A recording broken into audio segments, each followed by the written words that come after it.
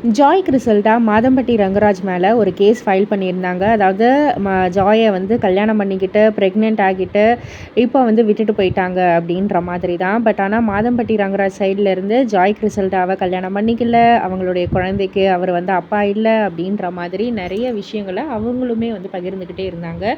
இதெல்லாம் பத்தாதுன்னு மாதம்பட்டி ரங்கராஜுடைய மனைவியும் வந்து மாதம்பட்டிக்கு ஆதரவாக நிறைய குரல் எழுப்பிக்கிட்டு இருந்தாங்க. ஜாய் கிறிசல்டா மேலே தான் தப்புன்ற மாதிரி வந்து பேசிகிட்டு இருந்தாங்க. ஸோ இதெல்லாம் வந்து அப்படியே போய்கிட்டே இருக்க கடைசியில் டிஎன்ஏ டெஸ்ட்டில் வந்து நின்றுச்சு. டிஎன்ஏ டெஸ்ட் எடுக்க ரெடியா அப்படின்ற மாதிரி ஜாய் கிறிசல்டா நிறைய தடவை கேட்டதுக்கப்புறமா மாதம்பட்டி ரங்கராஜ் சரி அப்படின்னு வந்து ஒத்துக்கிட்டு டிஎன்ஏ டெஸ்ட்டும் எடுத்தாங்க. இப்போது ரிப்போர்ட்டும் வந்துடுச்சு. டிஎன்ஏ டெஸ்ட்டில் ஜாய் கிறிசல்டாவுடைய குழந்தைக்கு மாதம்பட்டி ரங்கராஜ் தான் அப்பா அப்படின்றது வந்து ப்ரூவ் ஆகிருக்கு. ஸோ இதன் மூலயமா வந்து இத்தனை வருஷ கணக்கில் வந்து இப்படி அந்த பெண்ணை வந்து இப்படி ஏமாற்றி எதற்காக இப்படி வந்து பண்ணணும் அப்படின்ற மாதிரி பொதுமக்கள் நிறைய பேர் வந்து கேள்வி எழுப்பிக்கிட்டு இருக்காங்க.